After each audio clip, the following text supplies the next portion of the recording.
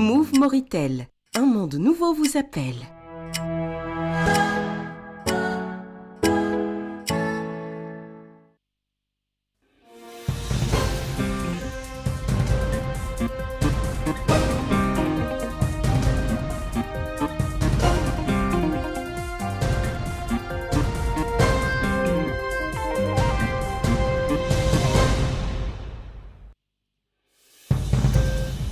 Une satisfaction, celle du président de la République pour les ouvrages inaugurés hier. Satisfaction exprimée donc à l'issue des cérémonies d'inauguration, mais le chef de l'État appelle en même temps à les préserver. Une inauguration, celle donc de la première phase du projet Mobilité Nouakchott 26 et celle du pont de l'amitié. Tout cela, c'était hier soir. Un message est celui écrit adressé par le président de la République à son homologue djiboutien. Il a été remis par le ministre de l'économie et des finances.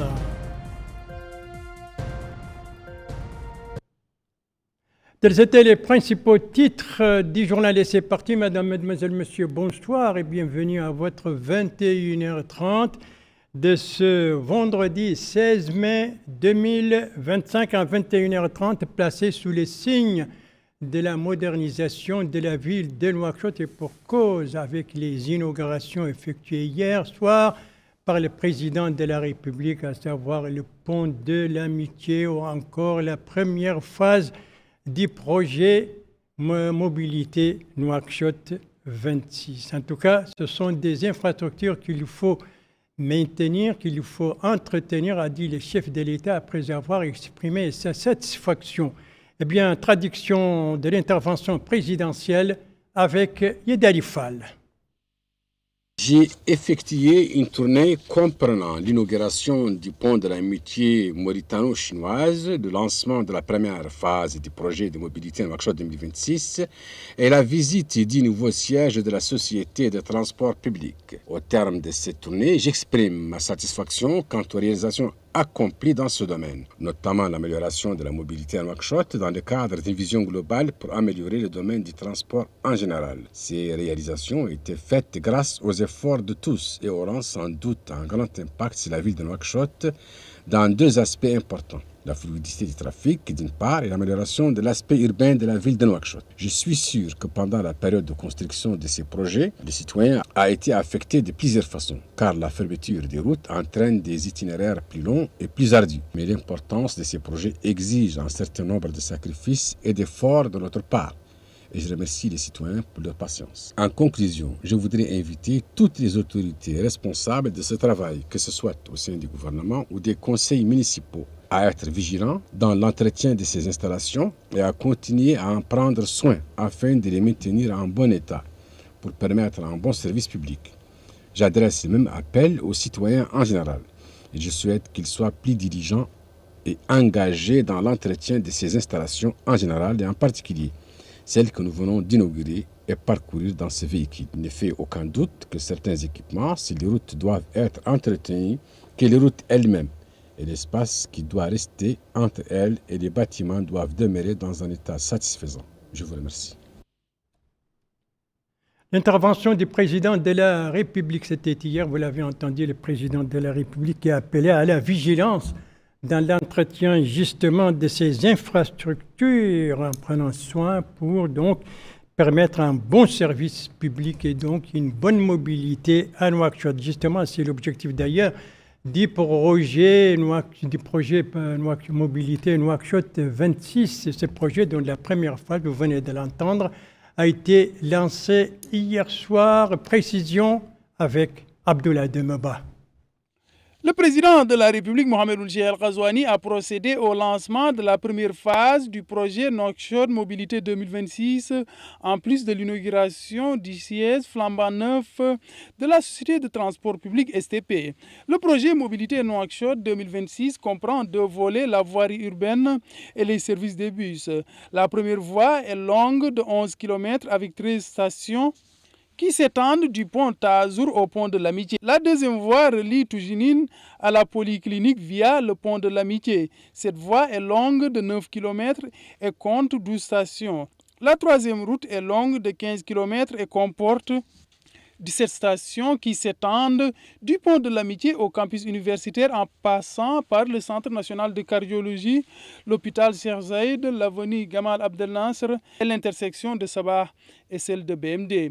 Le président de la République a eu droit sur les lieux à une explication détaillée sur les différents compartiments du projet Nouakchott Mobilité 2026.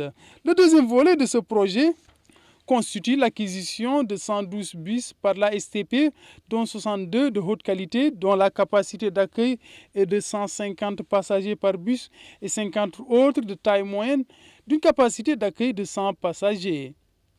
Ces bus sont par ailleurs équipés d'un système de surveillance et d'écran d'information numérique. Le président de la République a par ailleurs visité le siège flambant neuf de la STP. Ce bâtiment comporte 2 étages avec plusieurs salles, dont une d'opération pour l'organisation des réseaux, une salle de formation et une agence commerciale. Le président de la République s'est aussi informé du processus de maintenance des bus que compte cette société. Il a en outre eu à inspecter l'état de ces voitures express et est monté à bord. Dans le cadre de ce projet visant à faciliter la mobilité urbaine, des triples feux de circulation intelligents ont été installés aux principales intersections, ce qui permettra de réduire le temps du trajet des bus, améliorer la fluidité du trafic, entre autres. La directrice générale de la Société de transport public STP a indiqué que le nouveau siège de l'entreprise dispose de tous les compartiments nécessaires, dont des bureaux, des salles de réunion, des hangars de parking d'une capacité de 40 bus, en plus d'un atelier de maintenance et de réhabilitation des bus et d'une mosquée. Elle a par ailleurs souligné que ces bus sont équipés de sièges dédiés aux personnes en situation de handicap. C'est donc parti pour le projet Mobilité Nouakchott 2026. Eh bien, un projet dont la première phase vient d'être lancée, c'était hier soir par le président de la République, un projet qui constitue une des plus importantes réalisations de mise en œuvre des engagements du président de la République pour le développement donc des transports urbains. Nouakchott qui dispose dans ce cadre désormais d'un nouveau joyau. Il s'agit de ce pont de l'amitié, fruit d'une coopération mauritano-chinoise, un pont inauguré hier soir également par le président de la République. Présentation de ce joyau avec Bokar Bayreba. La ville de Nouakchott bénéficie d'importantes infrastructures. Le réseau routier et le transport en font partie. Et la mise en œuvre de ces infrastructures contribuera, outre la touche urbaine qu'elles apporteront au visage de la ville, à résoudre la question des embouteillages. La construction du pont de l'amitié s'inscrit dans le cadre des efforts déployés par les pouvoirs publics pour moderniser la ville de Nouakchott et répondre aux besoins croissants de développement du réseau routier. Après avoir coupé le ruban symbolique et dévoilé la plaque commémorative, le président de la République, M. Mohamed Cheikh Ghazouani, a été édifié sur les données techniques relatives au pont, les normes et les méthodes suivies pour le construire. La réalisation de ce pont contribuera à améliorer la fluidité de la circulation dans cette ville qui se caractérise par une expansion urbaine et une augmentation significative du nombre de véhicules. La ville de Nouakchott connaît une croissance démographique croissante, accompagnée d'une expansion urbaine horizontale régulière et d'une circulation étouffante, notamment au niveau des grands carrefours routiers et sur les grands axes, nécessite ainsi la mise en place d'infrastructures routières modernes adaptées pour résoudre ce problème. C'est un pont qui a une longueur de 270 mètres et de type pont à poutre caisson, qui est différent des poutres, c'est-à-dire poutres pleines, comme ce qui a été fait à Tazour et à Haïsakan, qui sont des ponts à poutres en béton armé pleines. Ici, nous avons des poutres en caisson, précontraintes, préfabriquées et posées. Mais le type de pont, pour préciser le type, il s'agit d'un pont à poutre caisson en béton précontraint. Donc la largeur de la plateforme du pont, c'est-à-dire la largeur totale du tablier, est de 19,50 m. Il s'agit d'un pont qui a 2 fois 2 voies. C'est-à-dire dans chaque sens, on peut avoir 2 véhicules qui peuvent aller dans un sens et 2 véhicules qui viennent dans l'autre sens. Pour la fonctionnalité, nous avons, pour l'accès à ce pont, nous avons une route d'accès qui fait une longueur d'environ 1 km et avec 2 rampes dont la longueur totale fait environ 200 mètres. Donc les 2 rampes, 100 d'un côté et 120 de l'autre, pour permettre d'accéder au pont qui fait une longueur de 270 mètres pour une largeur de 19,50 m avec 2 fois 2 voies. Dans le cadre du même projet, parce que nous devons aussi parler de toute la consistance. En plus du pont et des routes, la route d'accès et la route franchie, nous avons des routes de déviation qui permettent aux véhicules qui devaient passer par ce point-là qui a été fermé, de pouvoir faire des contournements. Et pour ces routes de déviation, nous avons réalisé 4 km environ qui sont réalisés dans le cadre du projet et qui rentrent dans le même projet. Voilà, donc l'utilité de ce pont est de servir à faciliter le passage des véhicules, à faire diminuer le temps de parcours de traversée de ce carrefour. Nous savons très bien que le carrefour Madrid à l'époque était très saturé et les gens passaient énormément de temps pour traverser. Maintenant, ce temps est amplement réduit pour permettre aux véhicules de passer rapidement et d'aller, que chacun aille vaquer à ses besoins et pour le bénéfice de toute la population. Coût de réalisation 1,219 milliard en Seine-Oguilla, dont de la République populaire de Chine. Ensemble, le pont de l'amitié, inauguré par le président de la République, marque une étape historique dans le développement des infrastructures routières de Nouakchott.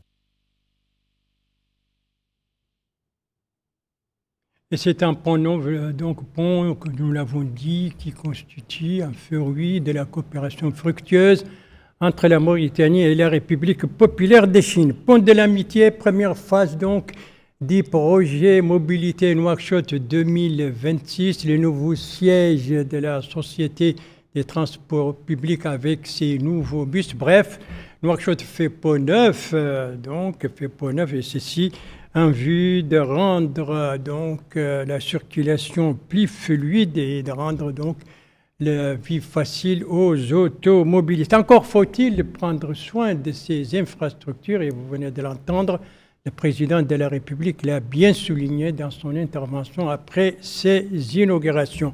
Alors comment maintenant les citoyens accueillent-ils ces nouveaux ouvrages donc inaugurés hier? Élément de réponse avec El-Hajj Abdelladdine.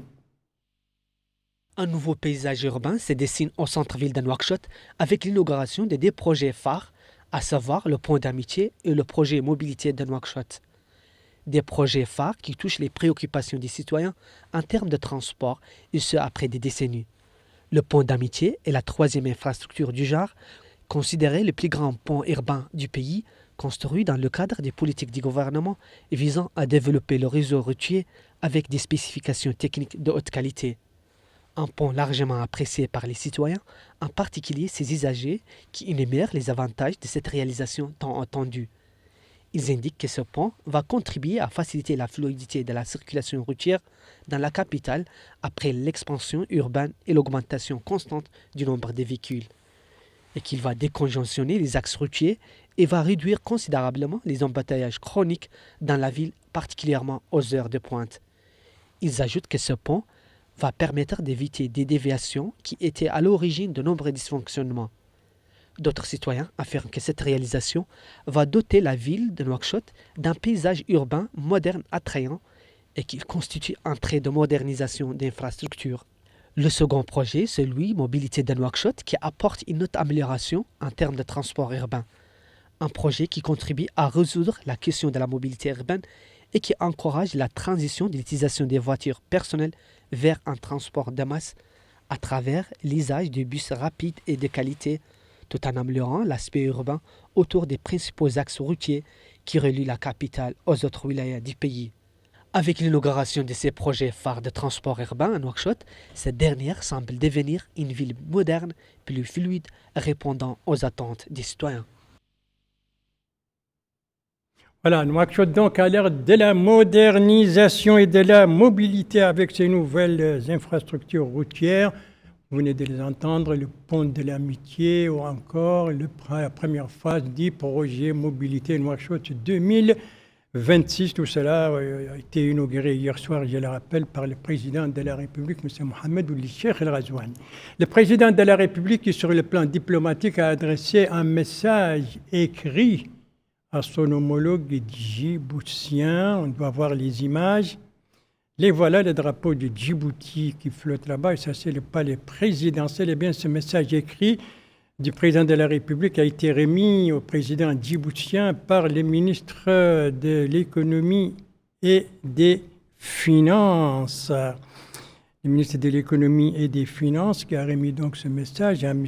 Ismaïl Omar Guelleh, président djiboutien, message relatif aux relations bilatérales entre les deux pays et les moyens de les renforcer. Un message donc qui donc a été remis hier à Djibouti, dans la capitale, au cours d'une audience accordée par le président de la République à la délégation mauritanienne, donc au ministre de l'économie et des finances, envoyé spécial du président, qui a dit qu'il a été question au cours de l'audience donc des relations bilatérales, des voies et moyens de les renforcer, mais aussi qui a dit que le président djiboutien a assuré le soutien de son pays à la candidature de la Mauritanie à la présidence de la BAD, de la Banque africaine de développement. Le candidat, c'est le docteur Sidi Oulita, qui faisait partie d'ailleurs de la délégation. Autre visite ministérielle, mais cette fois à l'intérieur du pays, au Gidi Maha et au Gorgol. Il s'agit d'une visite donc effectuée par les ministres de l'Habitat, de l'Urbanisme et de l'Aménagement du territoire. Ici, c'était hier à Kaïdi, où le ministre a présidé une réunion en compagnie du Walidi Gorgol. Et auparavant, il avait visité un chantier d'une école communale en construction à Wallo, toujours dans la Muqata'a de Kaïdi, l'occasion pour le ministre d'insister sur la nécessité du respect des délais et de la qualité requise et d'insister sur aussi le contrôle, puisque ces visites, a-t-il dit, entrent dans le cadre d'un contrôle permanent du déroulement des travaux sur les chantiers entrepris par les ministères dans cette wilaya et à l'intérieur du pays. Ça, c'était donc hier. Le ministre de l'Habitat, de l'Urbanisme et de l'Aménagement du territoire qui était à Wallo et à Kaïdi au Gorgol. Auparavant, le ministre de l'Habitat, de l'Urbanisme et de l'Aménagement du territoire était au Gidi Maha. On doit voir les images. Ça ne saurait tarder, n'est-ce pas?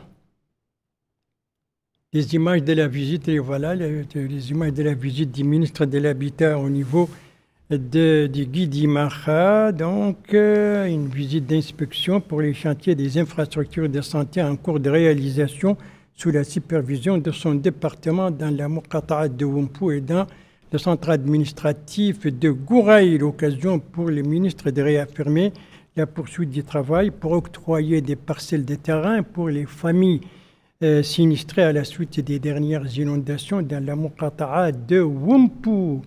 Et à Gouraï, le ministre s'est informé sur l'avancement des travaux au sein du centre de santé, tout en insistant là aussi sur la nécessité du respect des délais annoncés dans les cahiers de charges. Là aussi, le ministre a tenu une réunion avec les autorités régionales et il a insisté sur la nécessité du contrôle permanent. La santé, on y reste, mais cette fois à Nouakchott pour parler de ce premier forum sur le don et la transplantation des organes, un forum qui a commencé aujourd'hui à Nouakchott et dont l'ouverture a été présidée par la secrétaire générale du ministère de la Santé. Alors, sur les objectifs de ce premier forum africain et sur les participants, des précisions avec Abdoulaye Demeba. Les 15 experts venus de différents pays africains prenant part à ce forum vont plancher sur les enjeux éthiques, médicaux, législatifs et sociétaux liés aux dons et à la transplantation d'organes, ce qui permettra de promouvoir et diffuser la culture du don d'organes en tant qu'acte humanitaire noble exprimant un élan de solidarité et raviver l'espoir chez les bénéficiaires. Madame El Ali Mintumenkous, secrétaire générale du ministère de la Santé, a indiqué que cette conférence reflète la prise de conscience croissante au niveau des différentes communautés africaines de la nécessité de surmonter les barrières juridiques et sociétales qui entravent la culture du don d'organes. Elle a en outre précisé qu'elle fonde beaucoup d'espoir sur les discussions de ce forum. Le vice-président du Conseil régional de Nouakchott a pour sa part salué l'organisation de cet événement tout en mettant en accent la nécessité de conjuguer les efforts pour faciliter la culture du don et de la transplantation d'organes. Le programme visant à cultiver le don et la transplantation d'organes reflète aussi la maturité croissante de nos systèmes de santé et la compétence montante de nos équipes médicales, ainsi que le rôle moteur de l'Afrique, que l'Afrique peut jouer dans la construction d'une culture du don fondée sur nos réalités, nos croyances, mais aussi tenant compte de nos ressources. Ce forum vise à initier un dialogue structuré entre les acteurs africains, à favoriser l'harmonisation des législations, à encourager la formation et l'investissement dans les infrastructures et à sensibiliser les populations à l'importance du don d'organes, acte ultime de générosité. Il est organisé conjointement par le Conseil national du don et la transplantation, la CNDT, la Société mauritanienne de néphrologie, la SOMANEF, et la Société africaine de néphrologie, la FRAN, et se tient sous le haut patronage de M. le ministre de la Santé de la République islamique de Mauritanie. La coopération sud-sud a été mise en avant. Ce forum vient souligner les défis multiples et profonds que rencontrent nos pays dans le développement et la pérennisation des programmes de transplantation d'organes. Ces défis sont multiples. Ils sont humains, ils sont structurels, logistiques, financiers, juridiques, culturels et éthiques. Ils nécessitent une mobilisation collective, une vision partagée et des solutions adaptées à nos réalités africaines. C'est pourquoi nous sommes convaincus que la coopération sud-sud entre pays africains est aujourd'hui indispensable. Elle doit permettre le partage d'expériences, le transfert de compétences et la solidarité entre nos systèmes de santé dans le respect de nos diversités. Rappelons que ce forum s'étale sur 3 jours. 3 jours qui ont commencé donc aujourd'hui, puisque le coup d'envoi c'était ce matin à Nouakchott, un forum, le premier forum donc africain sur les dons et la transplantation des organes. Une page diplomatique avec donc l'ambassadeur de Mauritanie au Sénégal qui vient de présenter ses lettres de créance. On le voit, l'ambassadeur en boubou blanc. Il a présenté ses lettres de créance au président du Sénégal, Bassirou Diomaye Faye, en tant qu'ambassadeur donc extraordinaire et plénipotentiaire de la République islamique de Mauritanie auprès de son pays. Monsieur Mohamed Ali Ould Sidi Mohamed donc dit avoir transmis les salutations du président de la République, M. Mohamed Ould Cheikh Al Ghazouani, au président sénégalais, ainsi que ses vœux de progrès et de prospérité pour le peuple sénégalais frère. De son côté, le président sénégalais a chargé l'ambassadeur de transmettre ses salutations au président de la République en lui exprimant son engagement à œuvrer ensemble pour le développement de la coopération bilatérale. Une nouvelle triste avec ce communiqué de l'association des oulémas de Mauritanie, un communiqué qui annonce le décès de l'un de ses membres, à savoir le cheikh Mohamed Abdelrahman Ould Ahmed Ould Mokhtar Salem, connu sous le nom de Ould Veten. Alors, qui étaient les défunts? Quelles sont les étapes de sa vie professionnelle. Une nécrologie signée El-Hajj Abdallah Din. Le prédicateur Mohamed Abdelrahman Ould Ahmed, connu également sous le nom de Ould Watan, il est né à Boutilimit en 1953 dans une famille profondément ancrée dans l'étude et l'enseignement des sciences islamiques. Ould Watan a rapidement montré un talent et un intérêt exceptionnel pour les sciences islamiques, à savoir le fiqh, jurisprudence islamique, le tafsir, exégèse du Coran, les hadiths, paroles et actes du prophète Mohammed paix et salut sur lui. Ses études l'ont mené à fréquenter des éminents savants, à titre d'exemple Mohamed Salim Al-Addoud et Bouddha Al-Busayri, en étudiant minutieusement les ouvrages de base de tafsir et en approfondissant sa connaissance de la religion de l'islam. Tout au long de sa vie, le Ridi Ould Watan était connu pour la prédication et le prêche dans les mosquées et sur les écrans. Ses conférences étaient aussi diffusées sur les médias sociaux. Le Ridi Ould Watan a adopté une démarche centriste modérée, prônant à l'attachement au Coran et à la Sunna, invitant à resserrer les rangs des musulmans et à renoncer et à dénoncer la désunion et la dissension. Le défunt Ould Watan était également connu pour son génie littéraire, sa modestie, sa gentillesse et son éloquence. Son approche pédagogique était caractérisée par une ouverture d'esprit et une patience, qualités que l'on valut le respect et l'admiration de ses pairs et disciples. Qu'Allah l'accueille dans son saint paradis. Voilà, l'érudit Ould Watan, donc, dont les funérailles se sont déroulées hier soir ici à Nouakchott. Qu'Allah l'accueille dans son saint paradis. Wa inna lillahi wa inna ilayhi raji'un. Merci de suivre les JTF de Mauritanie, la suite du journal avec un atelier, des sites touristiques et une page sportive. L'atelier annoncé donc nous amène à Rosso, la capitale du Trarza, qui abrite depuis aujourd'hui un atelier sur l'école républicaine. Alors, qui participe à cet atelier et qui l'organise? Élément de réponse avec notre correspondante permanente là-bas, Memouna Dia, dont le compte-rendu revient en français par Yedel Fall. Cet atelier de formation organisé par le ministère de l'Éducation nationale profitera aux inspecteurs des Muqata'a de la wilaya du Trarza et des 3 wilayas de Nouakchott. Il vise à renforcer les capacités des participants dans l'ancrage de l'école républicaine. Le conseiller d'Iwali chargé des affaires économiques et du développement local a déclaré que le système de l'éducation nationale bénéficie de l'attention particulière de la part du président de la République et que c'est dans ce cadre que l'école républicaine a été créée et vit actuellement sa 3e année. À l'adresse des participants, il a déclaré qu'il ne fait aucun doute qu'ils profiteront de cette session de formation pour renforcer leurs capacités. Cette formation sera axée sur le rôle de l'inspecteur en tant qu'incarnation de l'école républicaine et des exposés sur la loi relative à cette école seront également suivis par les participants. Le conseiller chargé de l'inspection du fondamental a de son côté souligné que la loi d'orientation est l'axe principal de cet atelier. La gestion et la bonne gouvernance, la tenue scolaire et la levée du drapeau national seront au centre de cette rencontre. 3 jours durant, les participants auront à débattre des sujets riches et variés se rapportant au thème de l'atelier.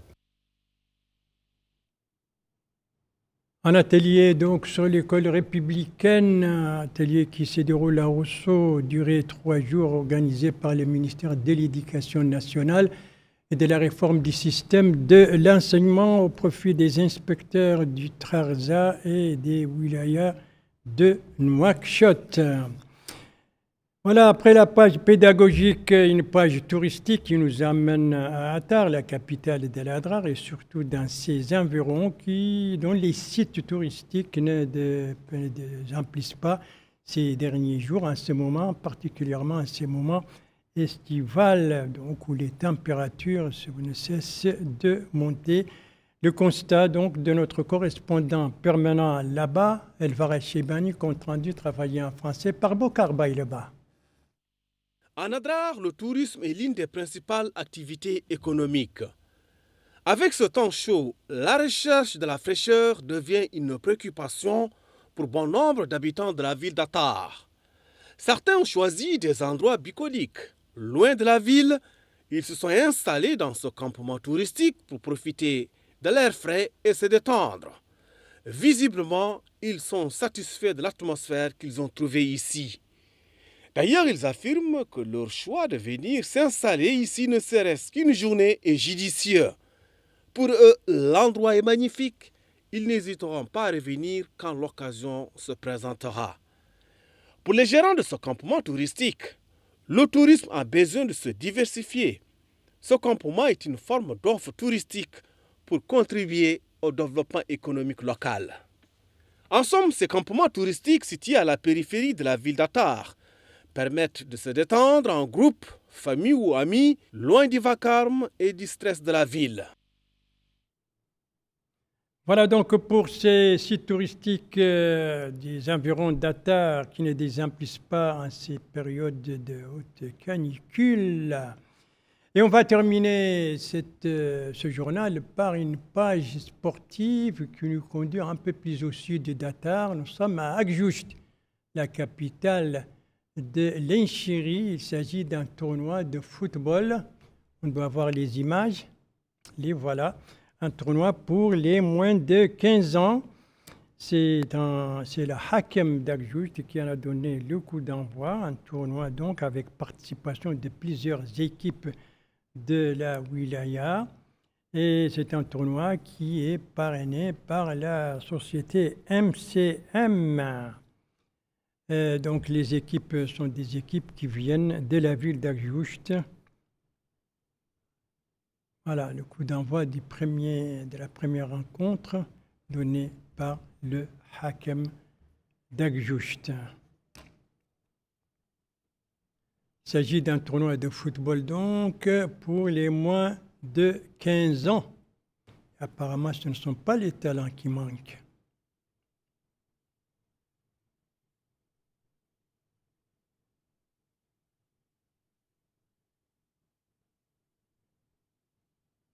Continue le match.